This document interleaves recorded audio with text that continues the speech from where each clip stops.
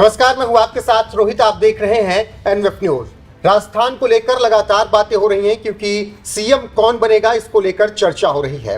हालांकि जब बालकनाथ के नाम की चर्चा हो रही थी तो एक वक्त लग रहा था कि उनके नाम का ऐलान कर दिया जाएगा, लेकिन अभी तक ऐसा नहीं हुआ और कहा यह जा रहा है कि हो सकता है कि बालकनाथ का पत्ता कट जाए। तो ऐसे में एक योगी का जब राजस्थान में पत्ता कट रहा था तो दूसरे योगी उत्तर प्रदेश में क्या कर रहे थे, इस पर हम चर्चा करने के लिए आपके सामने हैं। अनुपम जी, क्या कुछ मामला क्या कर रहे थे उत्तर प्रदेश के? देखिए, जिस वक्त राजस्थान में चर्चा इस बात की चल रही थी कि बालकनाथ योगी को राजस्थान का अगला मुख्यमंत्री बना दिया जाए, लोग कयास लगा रहे थे, लेकिन जैसे ही बालकनाथ योगी ने तब तक लोकसभा से इस्तीफा नहीं दिया था, लोकसभा से जब तक उन्होंने इस्तीफा नहीं दिया था तब तक कहा गया कि उनका पत्ता मुख्यमंत्री की रेस से बाहर हो गया है। और अचानक लोगों को यह बहुत बुरा लगा क्योंकि राजस्थान में एक सेंटिमेंट उभर रहा था और वो ये था कि बालकनाथ योगी को मुख्यमंत्री बनाया जाए। लेकिन आपके लिए जानना यह जरूरी है कि बालकनाथ योगी के लिए मुख्यमंत्री योगी आदित्यनाथ क्या पैरवी कर रहे थे और किस हिसाब से लगे हुए थे।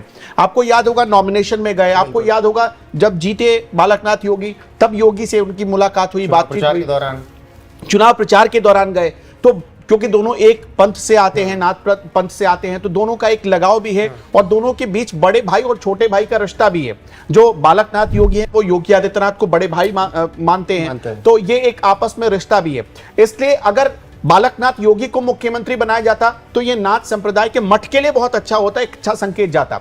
लेकिन अब जो खबर आ रही है वो ये है कि जिस वक्त बालकनाथ योगी का नाम तो कहा जा रहा था कि उन्हें मुख्यमंत्री नहीं बनाया जाएगा, उस वक्त योगी आदित्यनाथ इस बात से इतर उत्तर प्रदेश में एक बड़ी तैयारी कर रहे थे। और वो तैयारी क्या थी 2024 को लेकर, और उसमें क्या था, उस 2024 की भूमिका में कैसे बालकनाथ योगी को भी शामिल किया जाए, पूरी तैयारी इसकी भी थी। अब क्या होने वाला है ये आप बहुत ध्यान से समझिएगा। आप सबको पता है कि 22 जनवरी को राम मंदिर का उद्घाटन करेंगे प्रधानमंत्री नरेंद्र मोदी, और 22 जनवरी को जब उद्घाटन होगा तो राम मंदिर की जो भव्यता है वो सिर्फ भव्यता धार्मिक रूप से, सांस्कृतिक रूप से नहीं है, बल्कि वोटों के लिहाज से भी बहुत बड़ा इंपैक्ट डालता है। उत्तर प्रदेश की जो 80 विधानसभा सीटें और जो तिजारा की सीट है, माफ कीजिएगा 80 लोकसभा की जो सीटें हैं और जो तिजारा की सीट है, तो दोनों सटी हुई हैं। आप अगर देखेंगे राजस्थान और हरियाणा का बॉर्डर सटा हुआ है। तिजारा में जो उत्तर प्रदेश में जो गोरखपुर में मठ से जुड़े हुए लोग हैं वो तिजारा जाते रहते हैं, वो पानीपत जाते रहते हैं, सोनीपत जाते रहते हैं। अभी क्या हुआ है कि जो 22 जनवरी को राम मंदिर का उद्घाटन किया जाएगा उसमें बालकनाथ योगी को एक बड़ी भूमिका दी गई है कि जब प्रधानमंत्री मोदी आए तब आपको कैसे रहना है, मुख्यमंत्री योगी आदित्यनाथ के साथ वो रहेंगे। और खबर क्या है कि 7000 टोटल गेस्ट की लिस्ट तैयार की गई है, जिसमें से करीब 4000 लोग ऐसे हैं जो कि धार्मिक गुरु हैं या वो धार्मिक नेता हैं, एक तरीके से आप मान लीजिए। 4000 लोग ऐसे उसमें आमंत्रित किए गए और 3000 लोग ऐसे बुलाए गए हैं जो कि इस देश की, हमारे देश की बहुत बड़ी हस्तियां, जिसमें विराट कोहली को भी बुलाया गया है। विराट कोहली भी आएंगे उस राम मंदिर के उद्घाटन के दौरान। सचिन तेंदुलकर को बुलाया गया है। और एक सवाल यहां पे आपके जहन में यह भी खड़ा होगा कि विराट कोहली, सचिन तेंदुलकर, इसके अलावा किसी भी बड़े क्रिकेटर को नहीं बुलाया गया है। आप ये जानकर बहुत हैरान हो जाएंगे कि विराट कोहली और सचिन तेंदुलकर को ही सिर्फ बुलाया गया। और वो क्यों बुलाया गया है? क्योंकि ये दो ऐसे क्रिकेटर हैं जिनका लगाव धर्म के प्रति, संस्कृति के प्रति दिखा है। हाल के आपने सचिन का शायद सुना नहीं होगा, वो भी कई मंदिरों में जाते रहते हैं। आजकल तो वो ब्लॉग भी बना रहे हैं, उनके कई ब्लॉग आते हैं मंदिरों से, और वो सत्य साईं के बहुत बड़े भक्त भी माने जाते हैं। आउट ऑफ फॉर्म थे और जब से मंदिर जाना शुरू किया तो उनकी फॉर्म किस तरीके से वापस आई। तो इस वजह से विराट कोहली और सचिन तेंदुलकर सिर्फ दो ये क्रिकेटर ऐसे हैं जिनको बुलाया गया है। इसके अलावा आपने देखा होगा जो रामायण सीरियल था पुराना वाला, उसके किरदारों को बुलाया गया है। इसके साथ साथ दीपिका जी को बुलाया गया है। तो उस समय बाबा बालकनाथ को यह जिम्मेदारी दी गई है कि ये जो पूरा कार्यक्रम होगा, वहां पर वीएचपी हालांकि कार्यक्रम करवा रही है, उसमें डायरेक्ट सरकार का कोई वो इन्वॉल्वमेंट नहीं है मंदिर के भीतर, लेकिन मंदिर के बाहर जो भी तैयारी है वो सरकार को करनी है। जो उसके बाहर जो फंड लगेगा, जो खर्चा लगेगा, वो सरकार को देना है, और उसमें जो मैनेजमेंट होगा वो सरकार को देना। और इसमें जो नाथ संप्रदाय का जो मठ है वो बहुत बढ़ चढ़ कर हिस्सा लेना चाहता है, और इसीलिए उस मठ ने ऐसी प्लानिंग की है, ये खबरें आ रही कि ऐसी प्लानिंग की है कि उस मठ में जब अपना योगदान दिया जाएगा 22 जनवरी को इस उद्घाटन समारोह में, तो इस मठ के सारे महंत मौजूद रहेंगे और बाबा बालकनाथ भी उस वक्त योगी आदित्यनाथ के साथ वहां मौजूद रहेंगे और वो प्रधानमंत्री मोदी के साथ मंच पर भी मौजूद रहेंगे। जो कुछ नाम सामने आए हैं उसमें योगी आदित्यनाथ के साथ बाबा बालकनाथ भी रहेंगे। और इसका एक बहुत दूर का नतीजा है, बाबा बालकनाथ भले मुख्यमंत्री राजस्थान के बने या ना बने, लेकिन अब जिस तरह से उन्हें फ्रंट पे खड़ा किया जा रहा है उससे यह पता चलता है कि आने वाले दिनों में उनकी बहुत बड़ी भूमिका है। अगर मुख्यमंत्री नहीं बनेंगे तो क्या उप मुख्यमंत्री बनेंगे, क्या मंत्री बनेंगे, यह भी एक बहुत बड़ा सवाल। क्या वो भूमिका 2024 के चुनाव में दिखेगी? हो सकता है कि लिस्ट में वो रहे। मैंने आपको अभी तक यही समझाने की कोशिश की कि जो नाथ मठ है,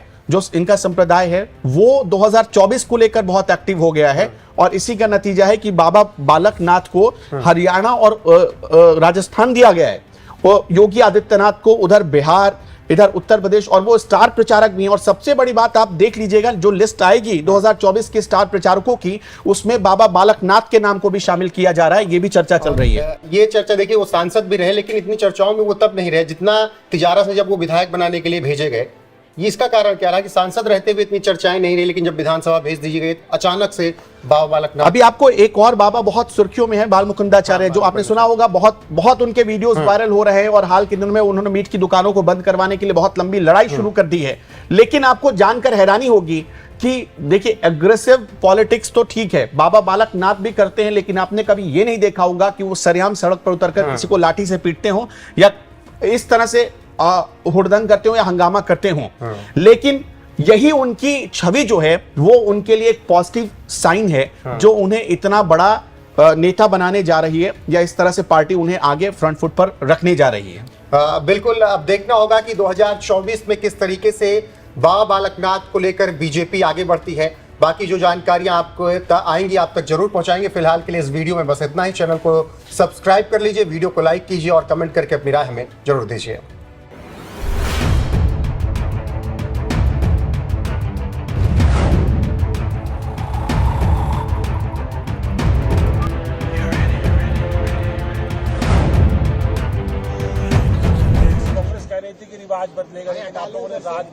राज बदल गया है और आगे आने वाले में स्थापित हो चुका है राज। भारतीय जनता पार्टी का मध्य प्रदेश, गुजरात की भांति लगातार अब भारतीय जनता पार्टी रहेगी और बहुत अच्छे से राजस्थान की जनता की सेवा होगी। क्या आप भी मुख्यमंत्री के रेस में हैं बालकनाथ जी? मतदाताओं ने पूरे देश में एक संदेश दिया है, नेगेटिविटी को बिल्कुल बाहर किया, काम की बात करिए, क्या कहेंगे आप? संदेश दिया है और माननीय प्रधानमंत्री जी के साथ आज पूरा देश की दुनिया उनके साथ मिल चुकी है, लोग मिल चुके हैं उनके साथ में, उनके साथ लग चुके हैं और देश को एक विकसित राष्ट्र बनाकर रहेंगे।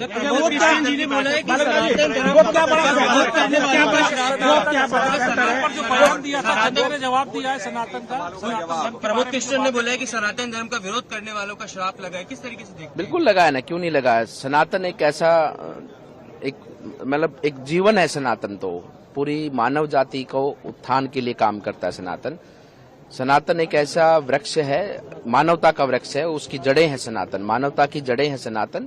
और जो लोग सनातन के विरोध में काम करेंगे उसको प्रकृति ही उसका नाश कर देगी। राजस्थान से पूरे देश को क्या संदेश जा रहा है? कौन बनेगा मुख्यमंत्री? आपकी सबकी कृपा। राजस्थान से पूरे देश को क्या संदेश जा रहा है? आप विधायक भी हैं, आने वाले वक्त में कोई और जिम्मेदारी दी जाती है तो आप स्वीकार करेंगे? हम सेवा के लिए जीवन समर्पित किया है, पार्टी की सेवा कर रहे हैं और जनता जनार्दन की सेवा में लगे हैं।